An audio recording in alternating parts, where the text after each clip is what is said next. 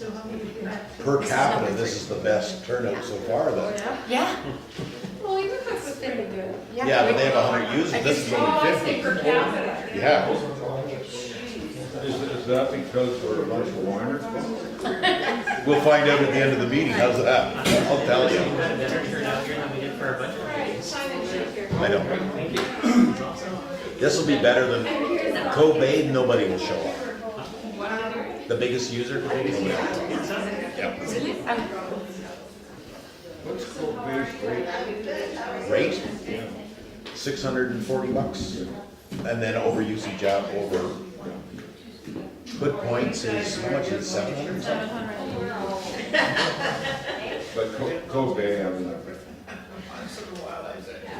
that's, You got a verse? all built in their construction when they walk through it all. Hi, Dennis. Yeah, but it'll go up once they build the treatment plant. You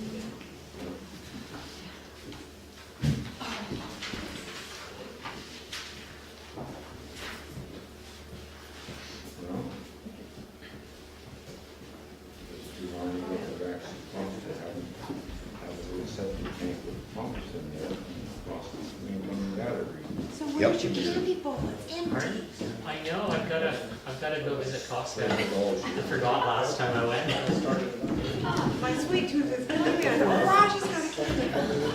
It's empty. Are we still talking about cookies? Talking about what? Cookies. No, I didn't know we were talking about cookies. I love cookies. Are you ready to? I thought Allison was buying beer for everybody. There's someone coming from the parking lot. Oh, there she is. Well, welcome everybody. So this is the municipal water system information meeting for Bowen Bay. I'd like to thank you for taking time out of your evening for coming to the meeting. It's going to be a joint show between Bob and myself for the information meeting. My name is Rod Chair, by the way. I'm the new Chief Financial Officer. I started with the district in February. So I'm going to be going over a few quick facts about your water system. And then going over a consumption graph and some financials. And then Bob's going to go over the details of an annual report that we file with Vancouver Coastal Health. And but before that, he'll talk about the capital program for Bowen Bay as well. So it's kind of just a quick summary of what we're going to be going over, just some quick facts and consumption behavior and financial reports and the drinking water quality report. So just as a starter, the Bowen Bay water system has 59 connections, or had 59 connections where I got my information from, plus or minus one or two as people come onto the water system. Your water supply comes from deep water wells. Most of the infrastructure for your water system was built in the 1970s, so it'll be in the 40-45 year old range. And correct me if I'm wrong anywhere, Bob, along the way. But in terms of charges for the water system, there's an annual flat rate of $705 for each resident and $447 for empty lots.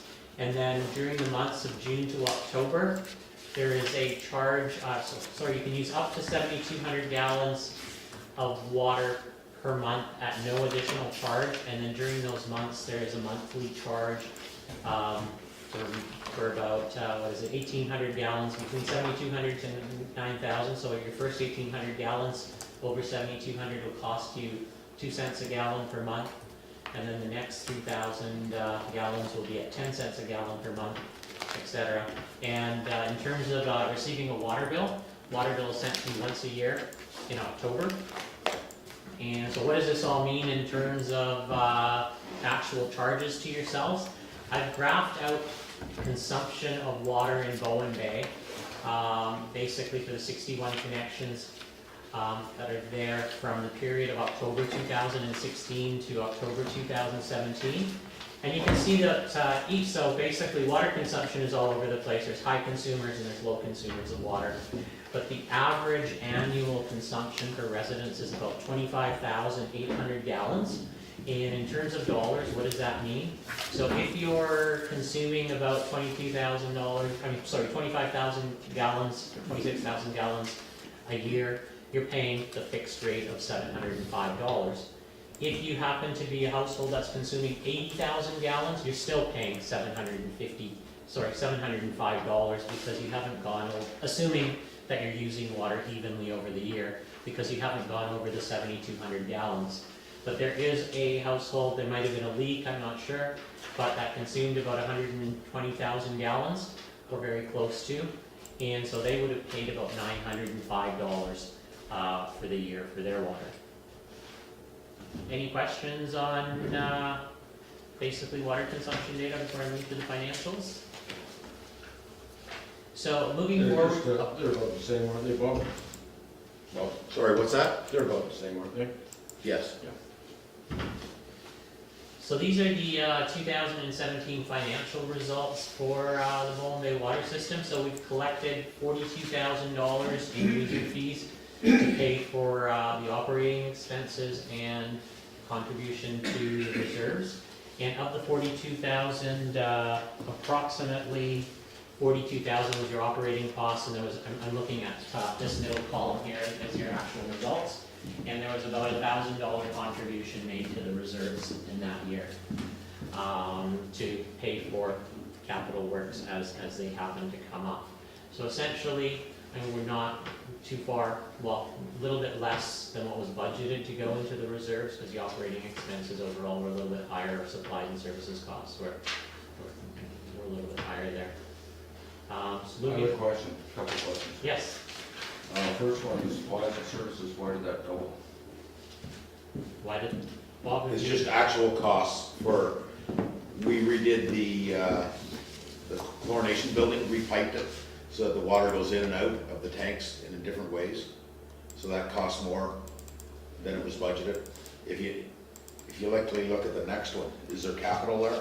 There, yeah, I'm gonna go to capital. Just go to capital. One last question on this before you go. Yeah. So it could be, You also have the, I'm sure this is accounting yes, situation, but the amortization, that wasn't budgeted for. so we don't budget for amortization, it's a non-cash expenditure, so we don't collect Yeah. fees for it. And that's why it kind of bottoms out there at the bottom, so I was just talking about cash expenses earlier, but I did show it because it's in our audited results, we do have to take depreciation. Maybe that should be a little answer, so we know that. Okay, yeah, we can do that in the future. And I couldn't, yeah. What, that's an amortization for what? That's amortization of your infrastructure, of all of the equipment, I guess it would be basically your wells, all your pipes, et cetera, et cetera. We use accounting guidelines to calculate amortization on an annual basis. So that's contributed to a reserve? No, this has nothing to do with the contribution into your reserves. The way amortization works is you essentially have acquired an asset and then you amortize it over its lifetime. So you recognize the expense over the life of the asset, rather than all in 1 year. So it's really not an expense in that year, it's It's just. a non-cash. It's a non-cash expense, so, yeah. Expense. And then why were supplies and services placed in revenue? That was the one Bob just, He just, Yeah, just take it, Just that. because it's not out of capital, it's out of supplies and services. If you look, if you have a capital, one next. I can go to capital right here, yeah. So you see the, So, it's on the printout as well. so we're looking at 2017. In 2017, we had a 12,500 budget for capital, and we only spent 7,300. So some of those costs, where it should have been, well, were capital, but they really weren't, so they got put into the, they got Supply- put back into services, the supplies, operation. yes. and with leaks. So they were budgeted. They were budgeted over here, but they were charged into the other area as well. So that's, can we get the rate? You know, that's a bad accounting problem. you And we'll take a look. know. at I that. know, hey, you're correct. So, okay. Yeah, I'm not beating you up Yeah. here. No, your actual should be aligned with where your budgeted amounts are, so. But if you don't need to dip into your capital because you had a little extra in all the other accounts, then is there anything wrong with putting it in there so your capital stays untouched? It wasn't budgeted and it just looks wrong to me. You got a zero, you know, got $7,000 and all of a sudden it's $14,000. And now it's, well, we had it over here for capital and we took capital money to pay for that. So what might have happened is when we budgeted, we perhaps should have budgeted it over here. Yes. And I mean, we anticipated it would come in capital, but we do have to charge it according to what it is. So it was a supplies and service cost, but it was budgeted over on the capital side. At the end of the day, it does even out, but we can't change the budgets around once they're constructed, so we'll take a look at those budgets that we're preparing. So, if there are no other questions, are there any questions on the actual operating results for 2017? If not, then I'm move over to the 5-year financial plan. So the 5-year financial plan was approved by council in March of 2018 for the period of 2018 to 2022. And essentially the way utility works, the utilities expenditures must be funded through revenues raised in the utility. There is no other funding source for the operating costs of the utility. So the operating costs of the Bowen Bay water utility are about $42,400, which includes an annual provision in 2018 of about $7,800 to reserves, and approximately $41,100 of that has come through, or is budgeted to be collected through user fees. And the outer years, essentially, we're not aware of any large expenditures in operating that are going to occur in those outer years, so I've used the CPI index of 2% to inflate out for the following 4 years. And then in terms of your capital results, you had basically a budget of 2017, there was a budget of $12,500 and $7,400 was spent on capital.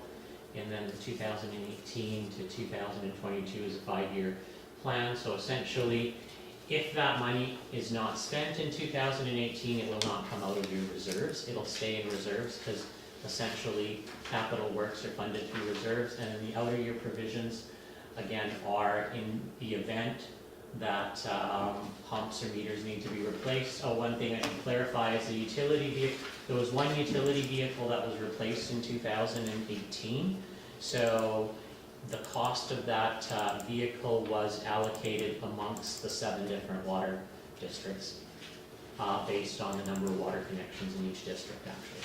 So, is that vehicle only used then for? It is used dealing with strictly water? for utilities, yes. Do you remember the old red fire truck that we used to have? Yeah. Well, it's finally given up its ghost, so we've got another one to replace that one. So it's just, all it is just water for water repairs and water main breaks and that. It has all the equipment just for that. It doesn't do anything else but water.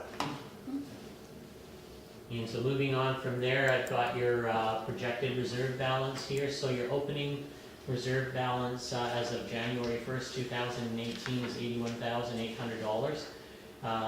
We have a projected contribution to reserves this year of $7,800. If the reserve was used and all those capital works were done, your reserve would be drawn down to $72,600.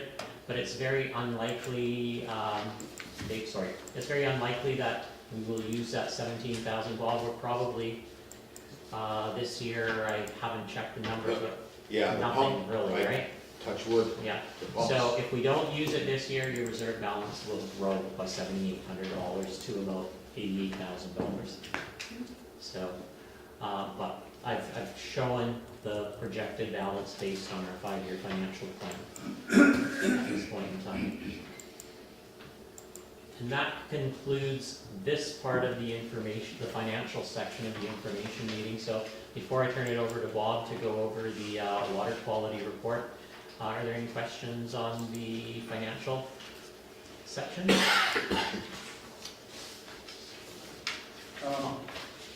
I had a question. It's on the website, and it has to do with the rate structure. Is there any plans to change the rate structure? I will be reviewing the rate structure as part of the budget review. And so I'll be taking a look at your operating expense, because as I had mentioned earlier, utility has to be self-funding. So I'll take a look at what our anticipated operating expenditures will be for 2019, and then make a recommendation to council based on, That's the yeah. budgeting process. Yes. Yeah. So what I'm referring to is, we're talking about, what I saw online, talking about standardizing rate structures across the island. Oh, that new metered rate proposal that we were looking at a year, Tunstall, yeah.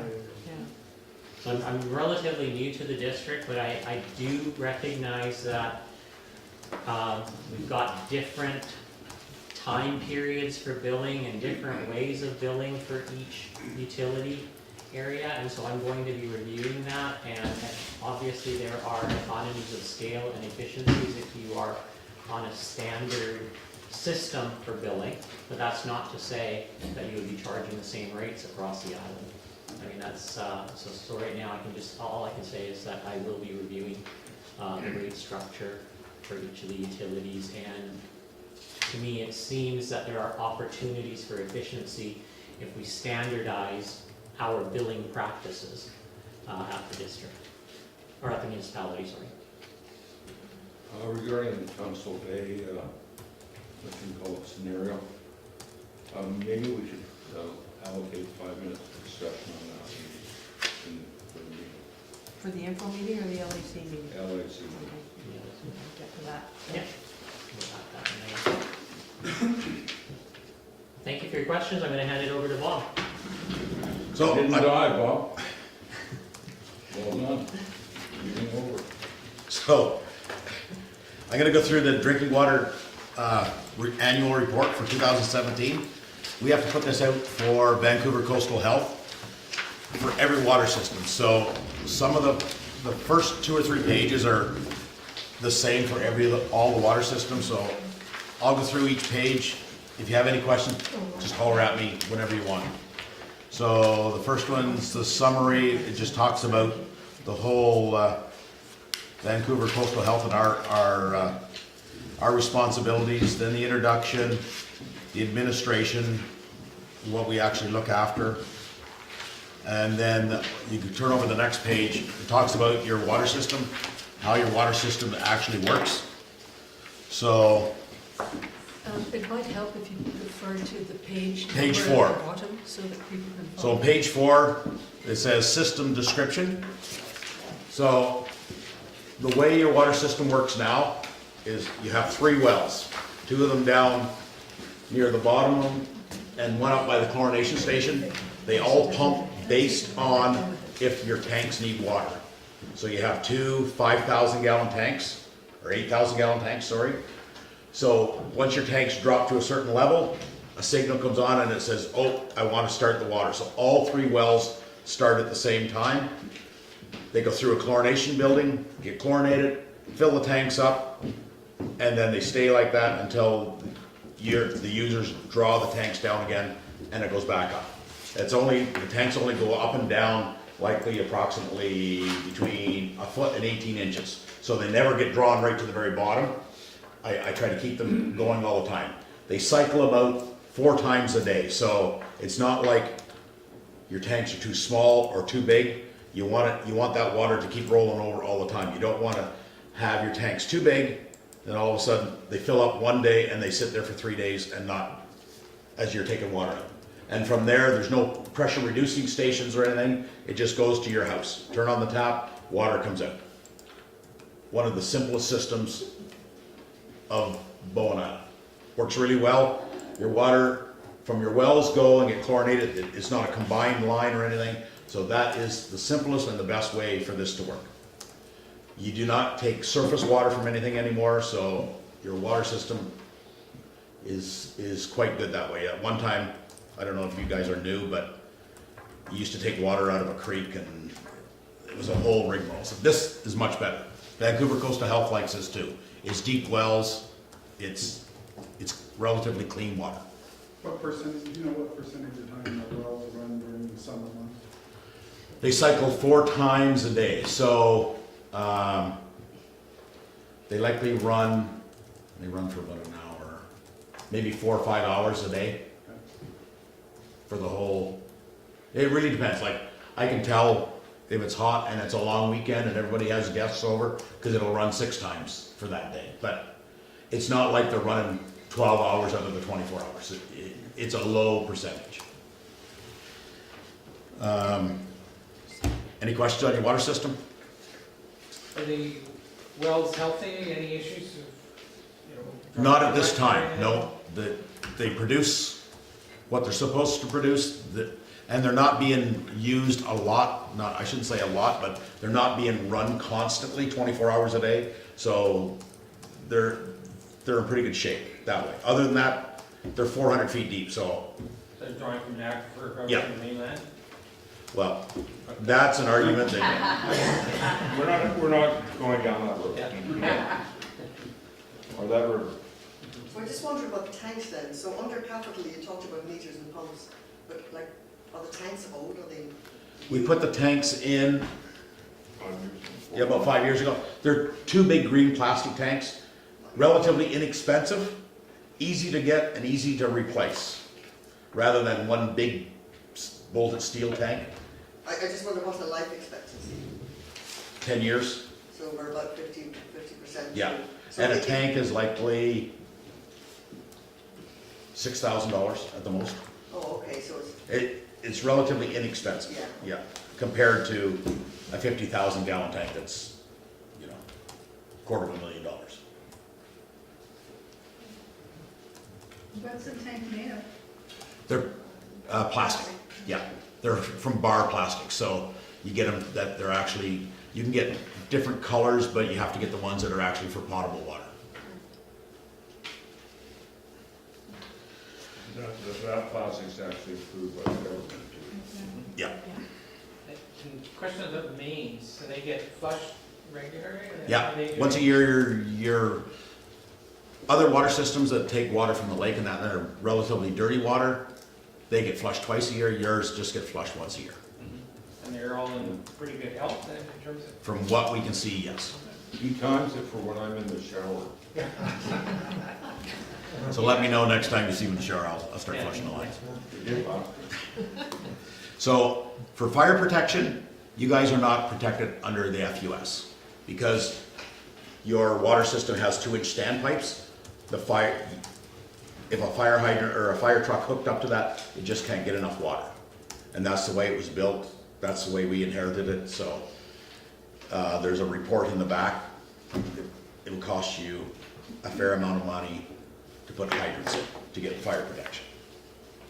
And it's not just FUS, it's not like they just look at one thing like water. Like if there's a hydrant, like if you put a hydrant instead of a standpipe right now, you're still not gonna be protected because you need the storage for your reservoirs, you need bigger lines, you need, and then it depends on the fire department. So there's a whole array of things, not just a fire hydrant or flow or reservoir size. So it's not as easy as going, oh, let's just put hydrants into your system. There's more involved in that. So unfortunately, you're unprotected for that. Then we go into the water quality. So just to give you an idea, we do 3 samples in Cove Bay. We're on page 5 now, sorry. We do 3 samples a day to test for chlorine, to make sure that there's chlorine in the system. And then once a week, we send a sample into Vancouver Coastal Health, and they check for coliform counts. We actually test your wells, and we test for THMs and HAAs. So THMs and HAAs are a byproduct of chlorine. So if you had really dirty water and you had to put lots of chlorine in, your THMs and your HAAs will go up. And it's a cancer-causing agent. It's not good. Your system, because now you've got rid of the creek water, we don't have to put as much chlorine to neutralize the bugs. So we use less chlorine, which everything works out a lot better.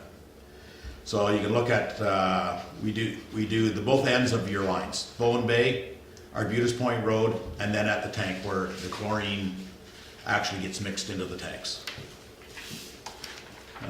Next page. It just talks about, there was 153 samples that were sent to Vancouver Coastal Health. No samples had coliform. And this is just a sort of a standard thing. So, and there was no samples that had E. coli, so which means that you weren't on a boil water. If you get a bad sample, you guys will be on a boil water likely within 2 days. And then it's quite a process to get you off the boiled water. It's not as easy as going, oh, let's do another sample. You have to sample for days and to make sure that every so often you get a bad sample. So that's why we test the chlorine all the time. Not on your system, but other systems we've had come back with a positive, and it's like, how can it be a positive? So you look at your list and you go, well, I had 0.5 parts per million of chlorine. How could that be a bad sample? And so sometimes there are like false positives. So that's why the guys check every day for chlorine and write everything down. So we have a list of all the chlorine samples. So on the bottom there is just a sort of a summary of we took 365 samples. The highest reading is 2.2. The lowest was 0.2 and the average is 0.96. We're trying to lower that now that we've got our mixed tanks. This year, the water going in and out are totally different, so we've got the tanks mixing around, so we should have better, this should go down some. And then on the next page, page 7, Arbutus Point Road is the same thing. But you can see that because the systems are, you've got dead ends instead of a loop system, it's hard. You don't want to lower the one down to 0.2 and then the other one has 0. So it's really hard to juggle which leg you have to keep. You can't go below 0.2.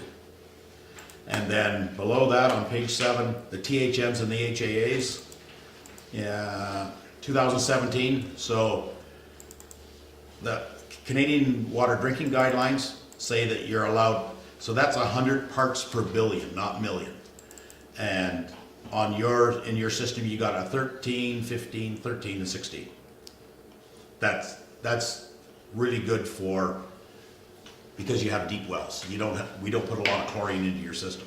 As well as the other one, the HAAs is 80, and you're down to like 7. We have some water systems that are actually over that, so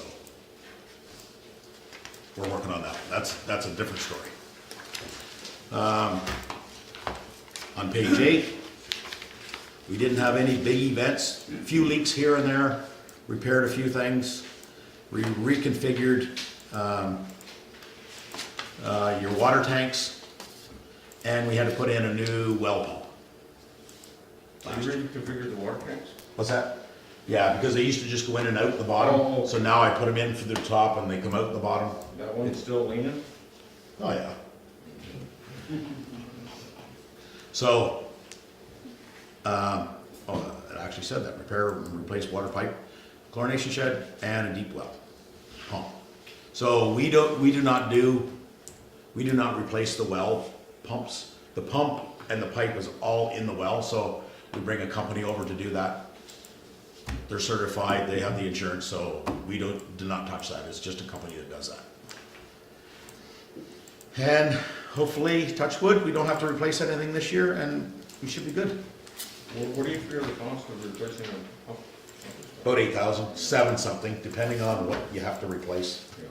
Sometimes it'd be less if you don't have to replace the wire. Sometimes you have to replace the wire, so but at 8,000 is sort of a ballpark figure. On page 9, the advisories, we flushed your water system. Oh, I guess we flushed it twice this year. The gym was in the shower twice this year. And then this drinking water, if you see in the paper, it talks about the water advisory for the compromised immune system.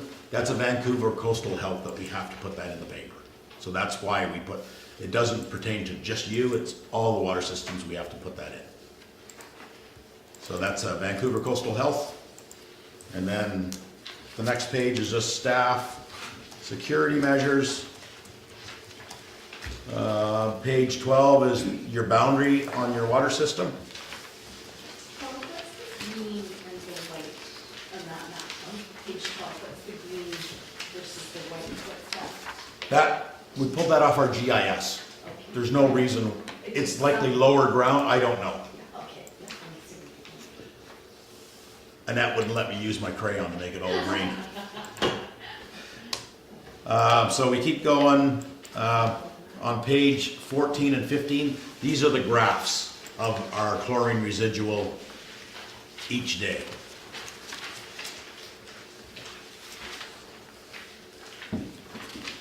So you notice at the tank, you have to have a lot more at the tank than by the time it gets down to your end of your lines, it drops off quite a bit. Vancouver Coastal Health makes us put all of our results in on page 26, 27, and 28. We got scolded last year that we didn't have that in, so, Quick question for you, Bob. yeah, On these chlorine residuals, yeah. that little spike there that goes up and back too, is that noticeable? That could be, I mean, can you smell that in the water? you would, yeah. It could be, a lot of times when they spike like that, could be somebody had a leak, and all of a sudden, so the tank doesn't have time to let the chlorine sit there and sort of, you know, percolate around. It'll take off, and when we do chlorine residuals, that's an easy way to look for a leak. Or it could be, because they're both at the same time, it could be we were flushing that day. That will spike it too, because we've taken all the water that's been sitting in the line out, and we flushed the line. So looking at those two, I would say we were flushing that day. That's why both of them are exactly the same. Will it make a difference because you've got the in and the out separated now, or less Yeah, but when we flush, we empty the tanks Yeah. and then we stop, so from a normal basis? that yeah, way? it should help out a little bit. And then if you go to page, there we go again. 29. Page 30, we do raw water samples, so, So the top says 1235, on the top right? 11 of 35. They look like the, Miami, those crazy lists. yeah. Yeah, from ALS. We do a water sample before anything gets chlorinated and that, just to see if anything changes from, you know, if you got high, if there was something that wasn't above, or that was above the Canadian Drinking Water Guidelines, it would have a little line across the whole thing. So, The CWWQG is Canadian Drinking Water Quality Guidelines, so that's the line you've got to be under, right? yeah. What they call it. So that'll, like, lots of times we get calls about, you know, we have, you know, arsenic in our wells and that. This here, we do this twice a year, so you can actually check it, and we rotate our wells. Because this sample costs you over $200 each sample. So I don't do all 3 wells, I'll do one well one time, another well the next time, and then I keep rotating it around. You can see on page 15 to 35, there was some coliform in it, but the chlorine takes that out. So that's the reason why you have chlorine in your system, is to get rid of that. You don't want that. And if you had surface water, that 3 would be 200 plus. So, and then you can keep going on. It's all your THMs and your HAAs, samples. Those are the positive. Yeah. And emergency response, that's pretty well it for me.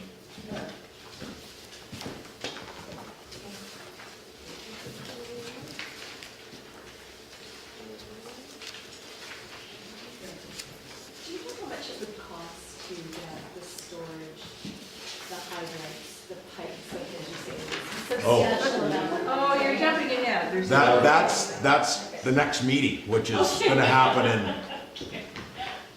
after this meeting, right? Right, Yeah, right after this. So we're having 2 meetings. yeah. This is, That was information. that's the information meeting. So the next one, don't jump ahead. Get in trouble with Bob. So, does anybody else have any questions that I can put to the next meeting? No. You're all welcome to stay for the next meeting, of Yes. course. So next meeting is a local advisory committee meeting, and it's open to the public. We're gonna adjourn this meeting and information meeting, and you're welcome to stay for that one. And it's the same people still sitting here, so. Great. And there's a After big doing a section break, called of course. improvements to the Bowen Bay water system, so you might want to stay. Richard? Thank you. I'd like to call the meeting to order. And it's, Steph's got a computer. 7:35. And the first thing is we need approval of the agenda. We have one new item, You want to add that under 5.6? 5.6. And there's one typo I saw in the agenda. 2018 to 2016? Yeah. Yes. Thank you. Twice.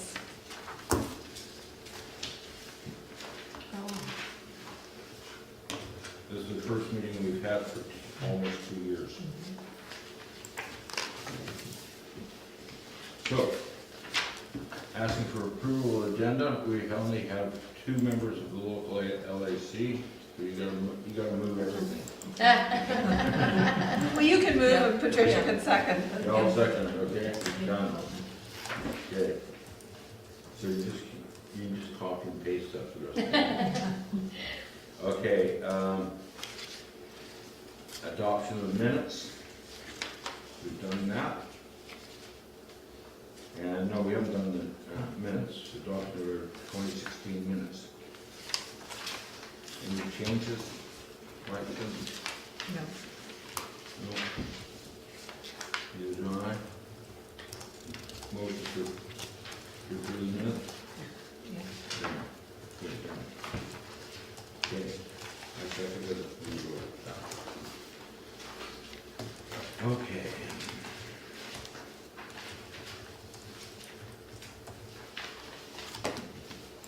Election of chair. Did you consider the coin? Pardon? There's 2 of you. You want a chair? No. I didn't bring my magnifying glass. The font's too small for my eyes. Do you want to nominate Jim for chair? I nominate Jim for Okay. chair. And move it as well? And moved. Remember, the public's pretty quiet about that. Okay, and I'm going to nominate Patricia North for vice chair. That's what you get for showing up. Good.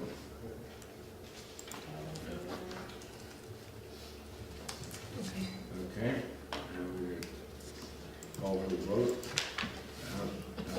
Good. Okay, I think. public comments. Jim, there's a public comment right there. But I just wonder, do we have an agenda? We don't actually know what you're discussing? Oh, it's just the agenda is Yeah. Thank you very much. Okay, sorry, we don't, we didn't print extras. Did you No, I print just- extra copies of the? of the LAC agenda. I have no idea we would have this kind of turnout. So, I can print them now for you. Can you pop it up on the screen? I can do Yeah, that. I can do Yes, that. absolutely. We'll put it up on the screen, and then you've got it. Okay. And you can put the water budget stuff up, maybe. Well, Raj, why don't you start talking while there is a public comment section here, Jim, if Yeah. anybody Yeah. wants to make any Yeah, comment. that was the first public comment we had, is within the agenda. So now we got the first public comment. Is there a second public comment? Can I ask a question? Well, I've Sure. lost it already, so I didn't even get to read it.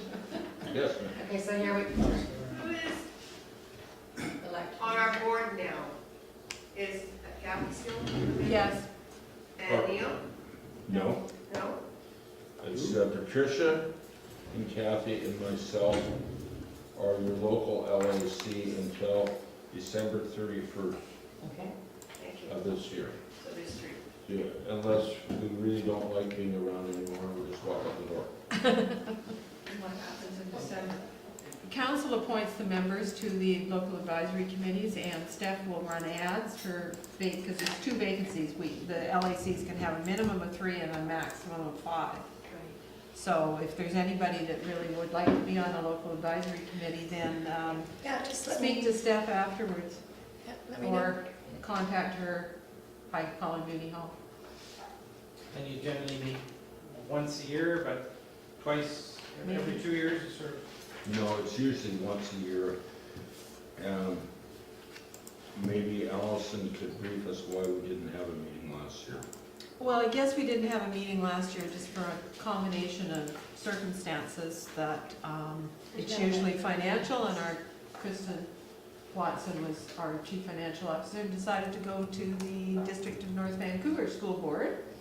And we then and that was sort of at the end of the summer, and we started a hiring process, and fortunate enough to hire Raj starting in January, I think. And he jumped into the swimming pool in the deep end, because at that point we had to finish the year-end results, get the budgets done for the upcoming year. So and Shale was managing as our deputy financial person, doing all the work as one for the 4 months after Kristen left. So that's basically why we didn't. So we've got the property taxes out, and Raj has had a chance to have a breathe in, catch a big breath, and find out a little bit about the water system. So that's how we got to not having a meeting for 1 year. Another question is the Bowen Bay water system interconnected with other water systems? Yes, So is there but only if in an emergency. So I put a line in from King Edward Bay, it's just a 2-inch line, and there's a pressure reducing valve and a valve. So say for instance, all your wells went down, then I could actually make the water go into your system from King Edward? from King Edward Bay. And vice versa? Yeah, but because King Edward Bay's reservoir is a lot higher, you'd only be able to supply them the lower portion of their system. Like, you couldn't supply the whole upper part that they're building now, so. A public comment on that. Yeah. I'd just like Bob to clarify for everybody here, because I've heard rumors to this effect, that when the Windjammer area ran out of water, they were taking water this summer from King Edward Bay, correct? They do all the time. Blue water, right? But they ran out of. No, nobody run out of water. Oh, well, that's what I was, see, this is what I'd like clarified. Nasty rumors. Now- Blue Water and King Edward Bay share their wells and their water, Yeah, summer and winter. yeah. But I heard that, okay, so that's clarified. Another rumor that I heard is that because Blue Water ran out of water, they took water from not only King Edward Bay, but they also took No, water. totally wrong. See, that's type of misinformation that, Just call me, I'll tell you the Yeah. facts. Have we ever used water from King Edward Bay? I think when we first did it, I tried it out to see if it worked. So you might have taken like a couple cubic meters of water, But we never needed. and there's actually a meter there. So I can tell if anything's ever used. And did King Edward Bay and Blue Water amalgamate? No.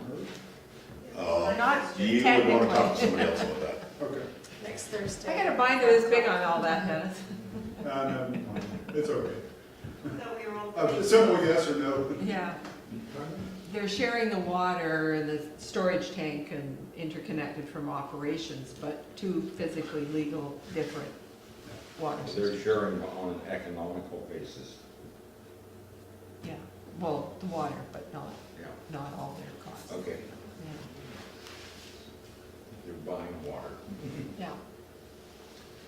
Okay, any other public comment?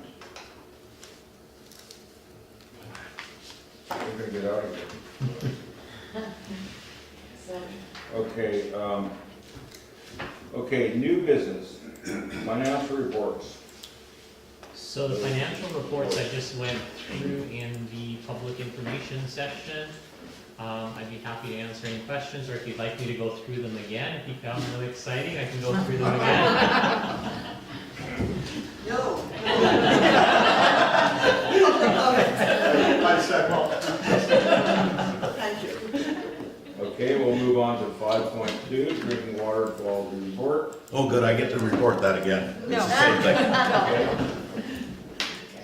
Okay. Okay, They're in here because for the official record, so that their committee receives them and they get posted, that's. 5.3, improvements to the Bowen Bay water system.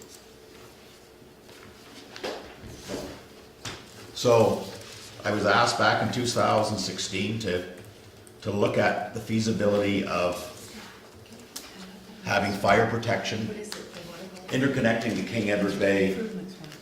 So you guys have this, it's on page, No, Steph's gonna pop it up on the Oh. screen if she can. Yeah. It's right, keep going. Page 40. Is there a page number? yeah. So I hired an engineering company to take a look at all the different options. One option is to build your own reservoir, to put brand new pipe in the ground, to have fire hydrants, so your pipe's minimum size has to be 8-inch. All the way down, so you'd have to build likely a 50 to 100,000 gallon bolted steel tank up where the creek used to be. Pipe it all the way down to the intersection and then go both ways and then also go down Arbutus Point Road. A ballpark figure to do that, sorry, Would that replace our existing? one? yes, it would replace your existing line. There was no ballpark figure in that report. Well, this is a Class C estimate, so, Yeah. you know, and this is a year ago, so take this with a grain of salt. I Don't don't see that in the report. So reservoir and pipe works upgrade, $1,463,241.00. That's, but you have to remember that's a Class C. You start hitting rock, you start doing something else, there's a lot more involved than just laying the pipe down, you know. So take that with a grain of salt. So then another one was to connect to King Edward Bay, just for, because King Edward Bay has a big reservoir, so you wouldn't have to build a reservoir. You could connect into their 8-inch line from, who used to be Bill Newport's, who is it now? It's, At the start of, say at the end of, right at, King Edward Bay put an 8-inch line right to their property line. So from there, you could put an 8-inch line there. You could leave your existing system the way it is and actually just run, so you're just using fire hydrants, not actually replacing all your lines. That's another way to go. And that estimate, pipe work upgrade and King Edward Bay connection is $990,041. So that's installing hydrants and a pipeline, so everybody has fire protection. I don't know how much you guys cost you for being unprotected. I'm not sure, like, if you go with your insurance, because they're gonna ask you, are you protected or are you unprotected? I'm not sure the difference there, but, the last water system, they said, what, 400? I thought it was like $800 or something Yeah, like it that. was, I thought it was closer to, depends on your house and Yeah. I So- heard anywhere like So $1,000. you want to look at it that way. If you're paying an extra $800 a year insurance, 50 connections, you know, after 3 years, it's actually paid for itself. I'm not saying you guys should do that. I'm just laying out the numbers. After about 10 years, it's paid for itself. Well, the crazy part is they ask in the insurance questionnaire, is there a hydrant nearby? And you say no. And we say, we show them a picture of this red thing with a spout, they're fine, and they even sent over an inspector for our new policy, came and inspected the house, everything about it. They never questioned the concept of the hydrant. Okay? So, Cameras So- are on, so you know. so, you know, there's the interesting thing. Yeah. Is there poor disclosure? We don't know. I mean, you know, that would be, I guess, the question, if there's ever a fire, insurance company said, well, you disclosed there was a hydrant, whereas in fact there wasn't. Yeah, They sorry, just I'm complain. not gonna get involved in that part. That's, Yeah, there was a huge kerfuffle over that in Tunstall Bay years ago. Are the red standpipes operating now? they operate, but you're only gonna get a certain flow out of a 2-inch pipe. I realize that, but Yeah. they are operational. Oh, yeah, oh, yeah. So that's good, Like- all right. What FUS says and what in the real world, when we show up with a fire truck, we're gonna take as much water as we can, we're gonna take that. But it won't, if we needed more water, we'd have to go some other place. There's just no way out of that 2-inch line. If we got a 4-inch line going to the house, well, it just doesn't work. If you're only getting 2-inch going in and 4-inch going out, you're gonna run out of water. So FUS, fire underwriters, they specifically say that you're inadequate for your fire protection. That's fire underwriters. Your insurance company, that's something totally different. What, you're still a volunteer? No, they kicked me out. Yeah. Oh, I thought it was the other way around. No, Well, the question was, I don't know if you know the answer, what percentage of fires, house fires on the island, does the house just burn to the ground?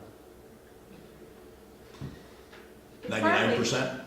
Yeah, and I guess it partly depends on how much of the fire is engaged or what kind of Yeah. fire it is before, and You how can't really fast say that, the yeah. fire department gets called. Like the one out in our area had probably been burning for an hour before a tug noticed it. You know, Yeah. so.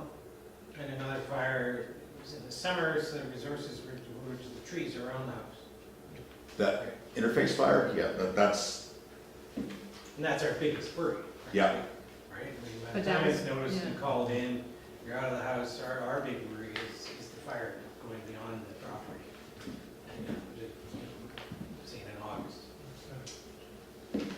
So, Let me ask the question a different way. Rather than spending all that money to upgrade the system so that our insurance rates are lower, would it make more sense for us to individually put in water storage and a good pump of some sort so that if we have a fire in our home, we at least have some water on it immediately? I don't want to comment on that. I know what I would do, but everybody is different. I can't say. And I think on that question, it's like, then you're onto an individual agenda rather than a community agenda, and this meeting's about the community of Bowen Bay. Fair enough. So, that's the report. What was the third option? The other one was, it was a hybrid one, wasn't it? Yeah. Pipework upgrade, KDB connection.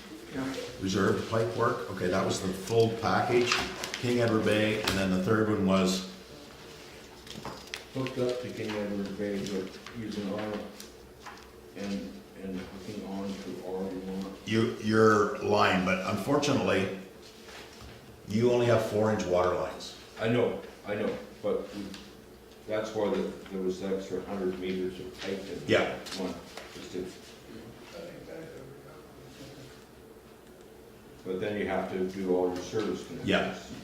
Yeah. But was there a cost estimate for that? 990,000, oh, I think they're both almost the same, I Well, think. the other one's 788 and 788, yes. Yeah, okay. We've got three options, basically. $750,000 for the fire hydrant, which basically is about $12,000 resident. Then you got the $1 million option, which is fire hydrant, 8-inch line, and getting rid of our old line, which is now getting a little dated, 40 years, but no storage, at $1 million, and that's about $15,000 per household, or $16,000 per household. And then the final option is with our own tank, a standalone system, which is at 1.5 million, in rough figure, which is about $20,000. I can't figure it out anymore. No, but. were there any 25,000. vacant lots? Is the whole place built out? Pardon? Any vacant lots? You've got 59 connections. Are there No, any? we got six, we got more than that. Yeah. Anyway, that's basically the math, and, you know, you, say if you take the middle option there at $1 million, and 60 goes to $1 million 16 times,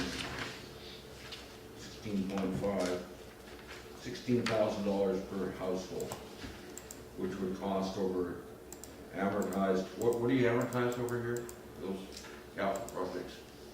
What are you waiting for? That's a Raj question.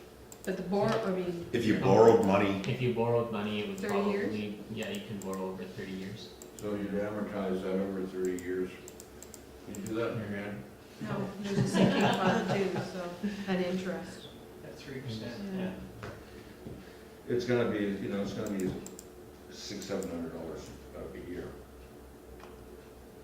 But at some time, you're gonna have to replace that stuff anyway, so. Right, so when the water. So, it's a real question that the community has to answer. I think we should have get some estimates and have some community discussions about it. Well, you've got the estimates. Yeah, we got the estimate. No, but we need to break it down per household, which is. not- Okay, so Yeah, we can figure out Can do what the that. borrowing cost would be, yeah. and,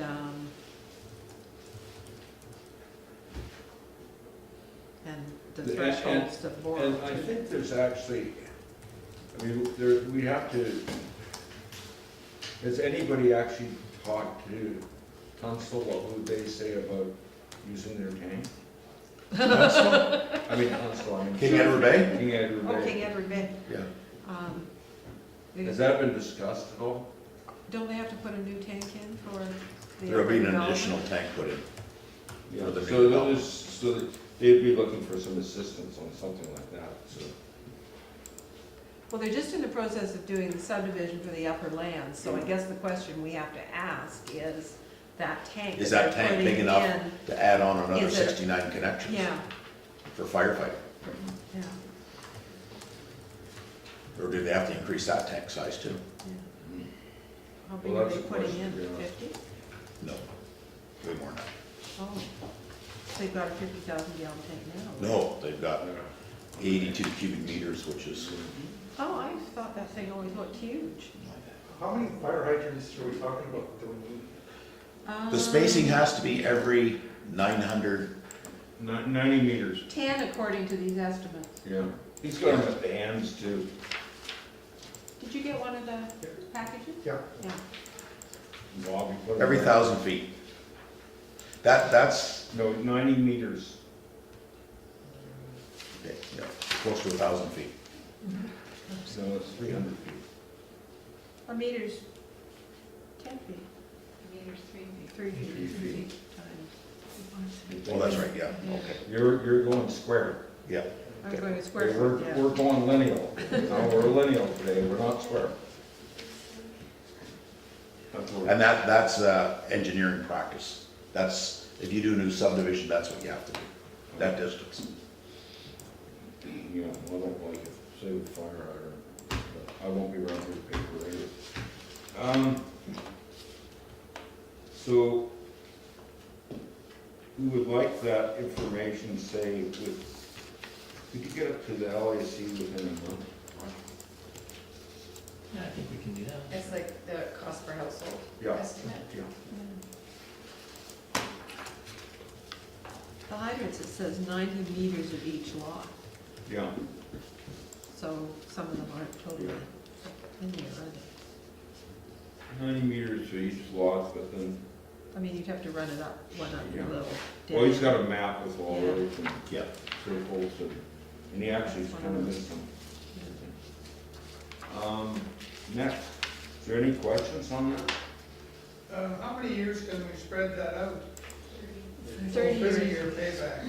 Oh, that sounds good. 30-year borrowing, 30-year borrow. amortization period. And the municipality will do that, will they? No, They won't? It would have to be a recommendation to council. Yeah. and then council would have to. review it. yeah. And then we'd have to decide whether we'd have to probably go for the $1 million one outside borrowing, which might mean a referendum. And how many of the residents in the area, what percentage would you have to have an agreement? Well, referendums are 50%, yeah, or 50. Because I know from past experience with Bowen Bay, and it's the same with all water districts, that we have an awful lot of part-timers, not full-time residents, and people that don't use the place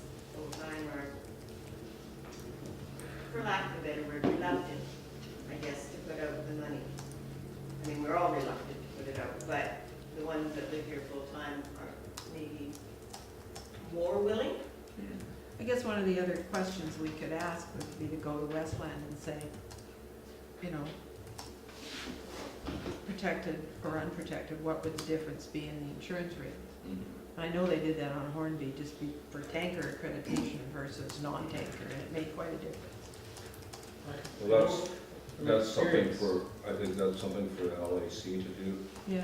because I think this has to be from the ground up, this decision, not from, No, I'm just saying that's another piece of information I think we need to get. I mean, Because I know a lot of fire code engineers don't always subscribe to the fire underwriter survey. They feel that it's a very old standard, and, you know, it may well be that we get a report done by a code consultant who says that the, you know, given the spacing and the water supply, it is adequate to fight a fire. And then it's a question of whether the insurance companies accept that or not, but at least we're giving, you know, because there's a debate in some people's mind, if they see this, oh, there's a fire in their house, there's not enough water. But that's not clear. well, one thing we pretty well began for a 2-inch upstand's not gonna make it. Well, depends on the response time. We're lucky with good response and early warning. That quite often, if you're there in time. When we take, if we go to, I'm talking from old, a few years ago, we go to a house fire, we'll take at least 4.5-inch lines off the truck. And we're going for those 4.5-inch lines, if not more. So a 2-inch pipe is not gonna hold 4.5 inches. Jim. Yes. As well as a reservoir. So are the only people who are interested in this the residents of the area, or does the municipality actually have any interest in us doing this upgrade?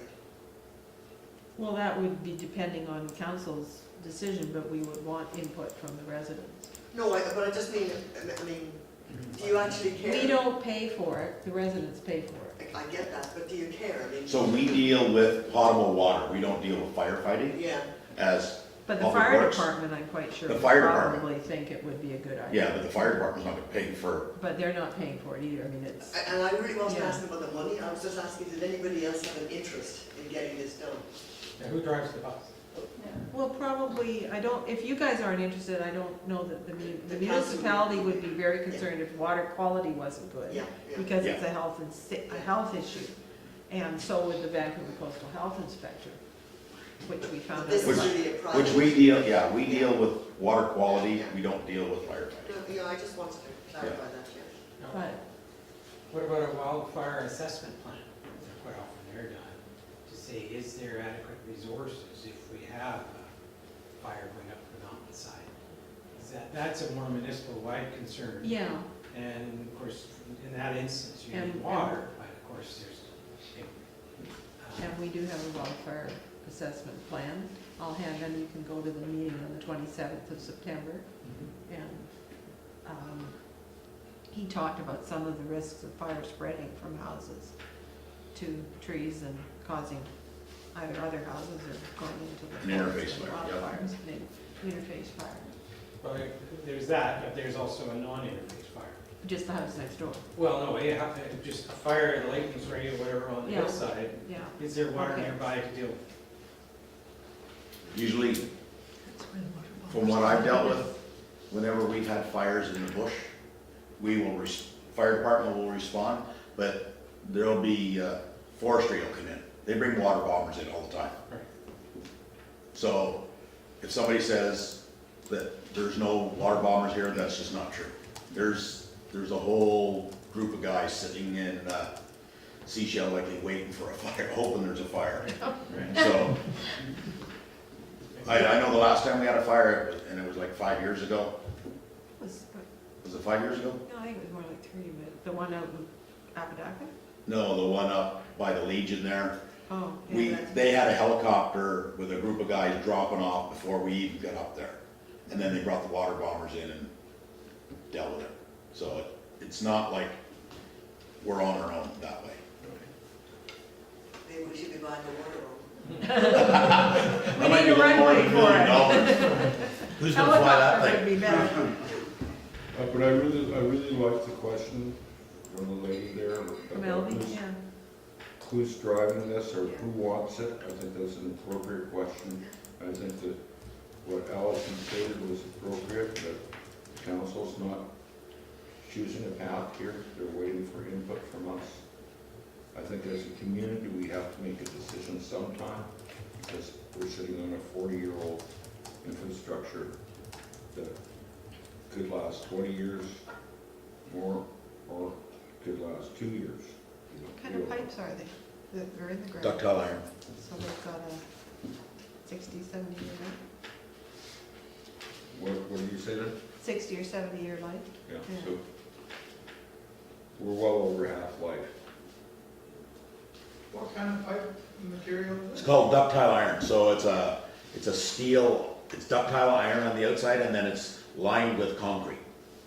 So it's about this thick. Yeah. But that's not what we have there now. Yep, Yes. But they're only 2-inch standpipes. yep.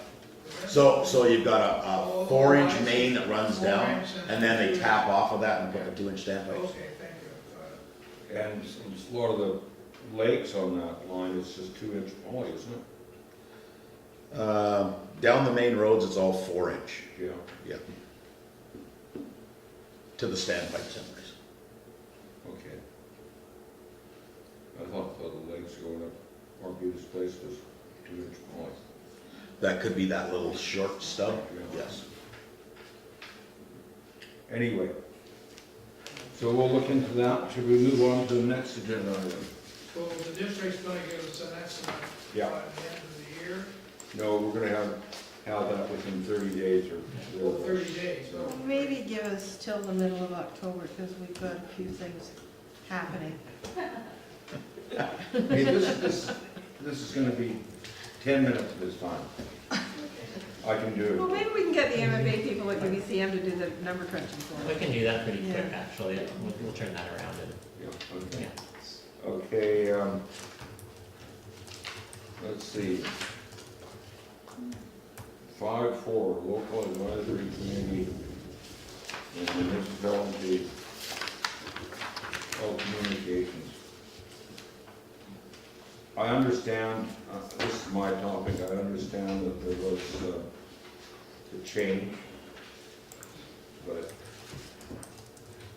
to go better part of 2 years with no information, and maybe I was a little testy in my emails to the county community, that nobody had communicated anything to us. And that report, the engineer's report, was something that we asked for 2 years ago, sat on a desk here, and was never delivered to anybody on the LAC. And I find that a failing in community. And my repeated emails, I never got one response from anybody. I must say Bob was gracious when I ran into him closed one day. But I phoned the Muni, I left messages, and never had a response. So my question to the municipal, to the Muni, is do you really want an LAC at all? Because that's how you treat them. Well, I think part of the not having the meeting, I explained, I thought we sort of had a bit of a policy where one should get back, even if it's, I haven't gotten the information for you, so. That's one Customer point. service, One point. and then, But 3 emails and 3 phone calls and not one response. so, point taken, Okay? thank you, No. yeah. And, we're back on track, Are we on track? hopefully. We're gonna have another meeting, discuss costs and estimates. Sometime into September, middle of October. Who is a person from the community that's supposed to communicate back to an LAC? You would talk to me regarding committee meetings or anything that's happening at the meeting. If it's operations or engineering, you would talk to public works. If it's to do with finances, you would talk to finance. Okay. There, I copied a lot of people in my email, and I never got a response back from anyone. Actually, please accept my personal apology for that, Jim, because Stephanie had forwarded your email to me and I was setting up meetings and stuff to just get things going, and I just had so much on the go that I basically didn't get back to you. Just in everything I had to do. So, And you left me off the copy list. Pardon? You left me off the copy list. won't do that. Pardon? I copied it. Okay, that's that, it's history, but I think the LAC should have that as a contact list, rather than somebody just saying, over here, you gotta ask the question, here's my contacts, right? I think that should be universal to all LACs, I'll have a look at the bylaw and see what we put in there you know? for communication. Because there's benefit to having one person, and then they might send it to whoever, because then there's a tracking. Yeah. Yeah. You know, and I certainly understand your CEO say, this is not my job to respond to Jim Taylor. I understand that, but nobody, and I love messages for stuff, verbal messages. No call that. Staff. What kind of words did you put in your email, Jim? I don't recall you sending me an email, but I. No, it wasn't me, it was talking about Oh, was it? lack of communication between this group and See, whatever. I'll tell you how this happened is, they sent out this wonderful little, they hit a button, and it goes out, they invite all the volunteers, and they're going, yeah, you can do that, but you can't send out the damn engineer's report to me. He didn't want to come to the volunteer appreciation. Yeah, well, I've run my course here, I don't have any goodwill left in this place. Okay, Okay, moving on, that's it for that? member appointments, is that renewal of existing members or filling Yeah, vacancies? Yeah, so I or- just want to bring that attention Yeah. that I'll be resigning as chair for sure. It's LAC at the end of the year. Who was it? Some nice person might have a better go with the meeting than I did. Okay, Okay, Tunstall. Tunstall. Who wants to take the, well, first of all, is a question to the meeting, and maybe Allison, is this the model that we're going to do? Oh, this, I didn't see that, and Tunstall, I know, has changed their, did they change their billing rates in it? Last year, Yeah, here it is. 2017. Yeah, but Right off. Kristen did all those projections Yeah. and talking, and I know Raj and I have been talking, and I think, Raj, you think there might be some economies of scale and things if we did things sort of similarly, but not necessarily the same rates. Correct? I got it.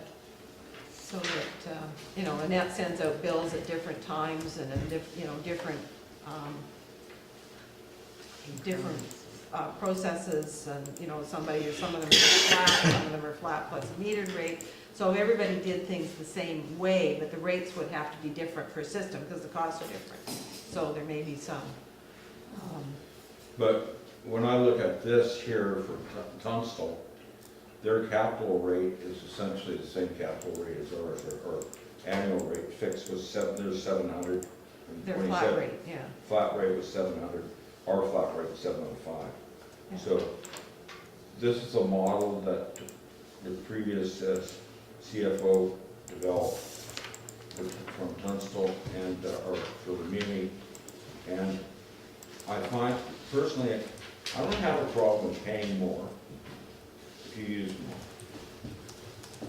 I do have a problem with the one issue with it, is that it's based on an annual consumption rather than peak consumption. Because peak consumption is what drives your cost. It's not your annual consumption, it's your peak consumption. And I think that should be looked into the formula here, that during the summer 3 months, the high usage, June, July, and August, there should be a variable for that as opposed to the rest of the year. But the metered rates are gallons per month. Are you billing them quarterly, Vanessa, or? Yeah. No, but the metered rates are gallons per month, but this is based on an annual average, right? So are we going to be, I don't know, Raj hasn't even looked at it, and I'm not I think your meter rates sure. are based on an annual average. I think their meters are read during the summer on a monthly They are basis. red throughout the year. No, Yeah. for Transylvania, red Oh. throughout. Oh, for Tunstall, oh, sorry, okay, Yeah. yeah. they're read, On a quarterly basis. I think they're read They're read everywhere now. monthly. No, they're read Most monthly, systems but were they're only reading from what, June to May to October? In Bowen Bay, Yeah. it's Everyone's between different. June and October. Yeah. Every system is different. Yeah, but Bob, Yes. I thought we were being read every other month in the winter and every month in the summer. And that It's knows every more. month between June and October, and then there is one winter reading and one in the spring, right, February. Okay, so they're doing it like, But October, November, monthly December, yeah. basis is just, yeah, I know they do it every month, because we Yeah. read our meters. yeah. You make sure you guys are doing a good job. Do you understand my concern here? Yeah, you're saying we should be billing on the monthly consumption every But- month, yeah. And I think there should be a premium put into the high months, right, to discourage people from using the water excessively during the high months. That would have to be a meter rate bylaw. Yeah. Yeah, well, yeah, but this would be a meter rate bylaw if it was brought into effect. Right now, we have no meter rate bylaw except for excessive use. Can I just, I'd like to get this clarified. Is the way that we're going to be charged, is this going to change? Is this being decided that we're going to have a change in the way It's that we being get looked billed? at. It's being It's being reviewed looked at. under So review, when yes. would it, it's under review at this point in time? Okay, and it would be the same in all water districts? Yes, across- I'm looking at all water districts billing system. Basically, I'm gonna be looking at all of the water districts' methodologies of billing and the methodology that we follow to see if we can introduce efficiencies and also, I would like you to consider this, I mean, maybe we're a few exceptions here, but I know people that have plants. Myself included. No, none of those type of plants. Well, soon you'll be able to have those. Anyway, we have on-site water storage. About 5,000 gallons. Now, because we have that, we're taking the water when it's not being used on the island at a high rate in the spring. And now we're not using the system in the summer. And I think we shouldn't be penalized for taking the water in the winter. But I'm just one voice. And there's other people who like storage. Yeah. I know there's one person sitting at this table. They only went back on needing water Yesterday, yesterday. They had enough storage for the whole summer.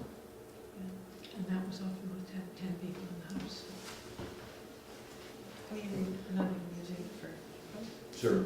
Quick question, is the system at capacity? In other words, some municipalities, the flow restrictions were so successful that sometimes the utilities were designed for certain flow rates. Oh, got you, yeah. And then you get reductions, like the issue of chlorine, if the water is moving through the lines very slowly, you have more chlorine. So the question I would have is do we have issues with the summer peak? In other words, is it stressing the system? Is it any indication? With Bowen Bay at this time, no, you're fine. Yeah, so, you know, what I would say is we monitor, and then if we are looking at the system being stressed, but I think everyone's going more and more, probably the general tendency is people are tending to use less water. I mean, we've, you know, converted just unfortunately very hard. It does cost a little bit of money to make the water though. There's actual cost per gallon for that. So, but just for the chlorine injection, isn't it? I mean, this. And electrical costs. Electrical, your pumps are run so many hours before they burn out, so, Yeah. you know, it does cost money to. But it's make not, and in terms of the $700 per year, is it $30 a year as the sort of It's electric? less than a cent a gallon. Right. Okay. Right, Bob? I haven't done it in the last couple of years to figure it out, but That's what we came up with a few years. yeah, Yeah, 2 years those ago. big studies we did a few years ago, the marginal cost of producing the extra water, most of it's in the physical plant. And the routine daily testing, which you have to do, whether it's 5 gallons or 500 gallons. Somebody got their hand up there or they do? Oh, sorry. Yeah, I just want to kind of resonate with what Jim said in the form of the biggest issue we have is infrastructure, right? That if we reach capacity because of high usage in a peak season, I mean, that's a major step function that you've already seen to replace these systems. And when we put this rate structure in place, correct me if I'm wrong, it was to kind of encourage people to not overuse during those peaks. And if they did, that, you know, they would be paying to fund future infrastructure improvements that were required if we exceeded the capacity. And so, yeah, there's incremental costs associated with increased usage in peak months has more to do with capital costs than the operational costs of generating the water, does it not? Is that what you were saying, Jim? Well, that's sort of a different tactic that I was on. I was saying that it's just, if you're trying to store water so you weren't, trying to increase the use at peak times, good for you. But I guess the other issue, there's a difference between using well water and surface water, because with the wells, you've got a pump. But what you're saying is there's not a lot of people aren't using it in the summertime, I'd rather in the put- wintertime, yeah. I'd rather put in well water in the tanks than surface water, Yeah, because guess what? It's chlorinated. You know, the surface water goes to the tank, and then you got bacteria buildup, you Yeah. gotta wash out your tanks. Bob, you're going to sleep. No, I'm just looking, He's looking for readings and meters readings, I'm thinking. so your wells, your wells come on 4 times a day Yeah, for approximately an hour and 10 minutes, so for, like, your That's- wells run They run 5 5 hours a day out of 24 hours. And they're, how big the pump? Kilowatt? The one produces, 1 liter per second. No, I'm just saying the electrical, 220 volts, 1 horse and a 3 horse. so 1 horse, so they. So how fast do they replenish themselves? there's also, we're using right now, we're using it at about 25%, right, for our capacity. Yes. But one thing you can assume is that water being replenished totally when it's being pumped out?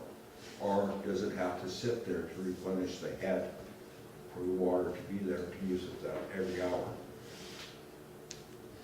I think this is all, but I guess, is there a trend showing that water use is increasing over the last 10 years?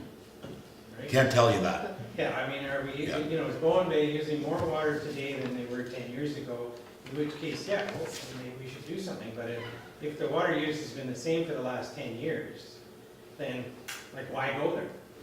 I agree with you, John.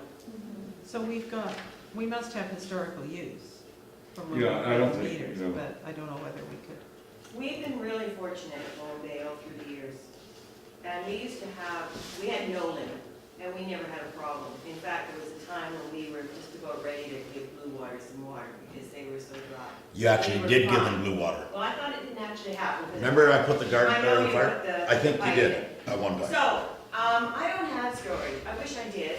And if I had known when we built our house what I know now, there would be storage. But at this point, it's not happening. And I would really resent if I happen to go over my limit in the summer, because I do have plants. I don't have plants like some people have plants, but I still have plants. And I need to water them, and we try to be careful, or at least I do. And I won't say happy, but I will pay what I have to pay now, $705. I kind of begrudge that too, because we used to pay $350 before the muni took over, and I don't think there's been too much change except for the two tanks when we had to use the reservoir. Since the Muni took But I over, think, can I want to clarify something here, ma'am? With all due respect. Before not Muni, even call me ma'am. Penny, Pam. and Grimes. the one big difference was Walkerton. Yes, I know. And so now we have to do the. I understand the- that, And and that's I a huge understand cost. why it costs more. And also because we're a small area. They're only 59 versus 100 and something for some of the areas. But I'm just saying, Jim, I do not want to have to pay extra in the summer if my yearly consumption is under whatever our allotment is. I'm just putting that. It was just my one voice. on I it. know, but, yeah, I really don't think that's right. There was another reason that the rate went up to 705. Oh, it was, In my time, it was we didn't have much in capital reserve. no. So there was a decision by the previous LIC to earmark about $180 a year, I think the number was, for capital. No, we had to pay for all the testing, all the employees, all the rest of it. Yeah, but you never I tested know that. daily. So Well, I'm no, not this disputing it. was putting money aside for, capital. That's the same doing it when you did Because we his didn't have. Where? Anyway. Okay, Okay, anything else? the information items are something that council wanted everybody to have. And that's the 2017 Vital Conversations Report. If you look at your agenda online, there's a live link to that. And that's the work, all of the results of the all-day meeting the Community Foundation had on more of the social issues in the community. You want to all catch the ferry? Okay. Yeah. And the other was the 2018 Island Survey, which is the survey the municipality did, so they're there for information. And I'll Okay. do the sales pitch on the September 27th wildfire emergency presentation session. It's all very good. There's some flyers as you go out on the round table outside in the hall, so. What day of the week is that? It's Thursday, the 27th at 7 o'clock at Fire Hall number 2, so nice and close to the neighborhood. Don't have to go very far. Can I ask one last quick question? What's the process for this rate standardization and, how's that Oh. going? Well, that's in the thinking stages at this point. Yeah. Do we have an understanding that we can have in the minutes here, that there will be no